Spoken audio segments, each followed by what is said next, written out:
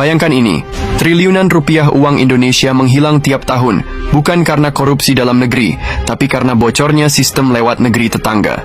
Sebuah skema finansial canggih yang tak terlihat mata telanjang. Skema ini selama bertahun-tahun berjalan diam-diam, tetapi dampaknya brutal. Kas negara bolong, pelaku bisnis lokal megap-megap, dan Indonesia kehilangan kedaulatannya secara ekonomi. Inilah fakta yang bikin darah mendidih. Indonesia baru saja membongkar jaringan offshore canggih yang mengalirkan kekayaan nasional ke Singapura. Tapi siapa pelakunya? Kenapa Singapura jadi pelabuhan uang gelap itu? Dan kenapa baru sekarang pemerintah Indonesia berani buka suara? Tonton sampai akhir karena video ini akan mengungkap strategi tersembunyi yang selama ini dimanfaatkan elit dan perusahaan multinasional untuk mengakali pajak, menyembunyikan keuntungan, dan melarikan dana dalam jumlah lebih dari 1.000 triliun rupiah per tahun. Ini bukan teori konspirasi, ini realita kejam yang disusun rapi lewat regulasi antar negara. Jangan sampai Anda jadi korban berikutnya dari sistem yang dibiarkan diam-diam menguras negeri. Skema offshore, mesin penghisap kekayaan Indonesia. Selama puluhan tahun, Singapura telah menjadi surganya dana-dana gelap. Bukan sekadar tempat investasi, tetapi juga pusat pelarian pajak dan penyimpanan kekayaan yang tak tersentuh. Negara tetangga ini menawarkan kemudahan mendirikan perusahaan cangkang, shell companies, kerahasiaan keuangan, dan sistem hukum yang melindungi kepemilikan anonim. Banyak perusahaan besar asal Indonesia, dari sektor tambang, properti, hingga digital, mendirikan perusahaan di Singapura. Tujuannya satu, mengalihkan keuntungan dari tanah air dan menyimpannya di luar negeri tanpa harus membayar pajak kepada pemerintah Indonesia. Dalam investigasi yang baru dirilis Kementerian Keuangan, disebutkan bahwa dana lebih dari 1.000 triliun rupiah per tahun hilang karena praktik penghindaran pajak lewat skema offshore ini.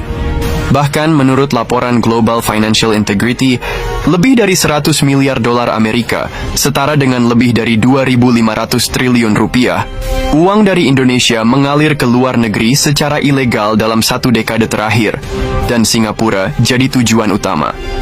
Pertanyaan paling menyakitkan dari semua ini, siapa yang diuntungkan? Jawabannya jelas, para konglomerat, perusahaan multinasional, dan elit finansial yang bisa bermain dalam sistem ini. Sedangkan negara merugi besar, pajak hilang, investasi dalam negeri melemah, kesenjangan sosial makin tajam dan UMKM tersingkir. Bahkan menurut data Direktorat Jenderal Pajak, dari total potensi pajak yang harusnya diterima Indonesia, lebih dari 60% bocor ke luar negeri, terutama lewat mekanisme transfer pricing dan invoice manipulation. Perusahaan-perusahaan raksasa menggunakan teknik licik bernama transfer pricing, yaitu menjual barang atau jasa antar perusahaan yang masih satu grup tapi beda negara, tentu saja dengan harga yang dimanipulasi. Contoh, perusahaan tambang asal Indonesia menjual batu bara ke perusahaan afiliasinya di Singapura dengan harga sangat rendah. Lalu perusahaan di Singapura menjual kembali ke pasar dunia dengan harga pasar. Hasilnya, keuntungan besar dicatat di Singapura, sementara di Indonesia seolah-olah perusahaan merugi, sehingga tidak perlu bayar pajak.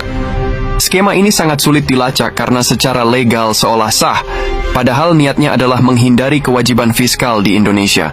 Kenapa Singapura jadi tujuan favorit? Singapura tidak main-main dalam membentuk dirinya sebagai financial safe haven. Beberapa keunggulan mereka, kerahasiaan perbankan yang sangat ketat, tidak ada pajak dividen untuk pemilik asing, cepat dan mudahnya mendirikan perusahaan cangkang, perlindungan hukum terhadap pemilik modal. Itulah mengapa banyak taipan dari Indonesia dan negara lain memilih menyimpan kekayaan di sana. Bahkan lebih dari 80.000 perusahaan cangkang dari Asia Tenggara terdaftar di Singapura, termasuk ribuan yang secara langsung maupun tidak langsung dimiliki oleh entitas asal Indonesia. Pemerintah Indonesia akhirnya tidak tinggal diam. Dalam beberapa bulan terakhir, sejumlah kebijakan dikeluarkan. 1. Penerapan pajak minimum global sebesar 15%, terutama untuk perusahaan multinasional, agar tidak bisa lari ke negara pajak rendah. 2. Perjanjian pertukaran data keuangan otomatis dengan Singapura yang mulai diperketat sejak tahun 2022. 3. Pemanggilan sejumlah perusahaan besar untuk audit dan klarifikasi terkait transfer pricing dan pelarian dana. 4. pembentukan Satgas Khusus Aset Finansial Luar Negeri untuk melacak dana dan aset warga negara Indonesia di luar negeri. Menko Maritim dan Investasi serta Menteri Keuangan bahkan secara terbuka menyatakan bahwa Indonesia rugi lebih dari 1,5 triliun rupiah per hari akibat praktik ini, dan pemerintah akan mengejar sampai ke ujung dunia jika perlu. Kasus ini bukan hanya tentang uang, tapi juga tentang kedaulatan. Ketika kekayaan negara bisa dialirkan keluar oleh segelintir elit, maka sebenarnya Indonesia kehilangan kontrol atas ekonominya sendiri. Lebih jauh lagi, Singapura sebagai negara tetangga yang selama ini menjadi mitra dagang utama justru berperan sebagai pusat pelarian dana ilegal. Ini menciptakan ketegangan diplomatik yang perlahan mulai muncul. Sejumlah pihak bahkan mendorong Indonesia untuk meninjau ulang perjanjian ekonomi bilateral dengan Singapura, khususnya yang berkaitan dengan investasi dan perpajakan.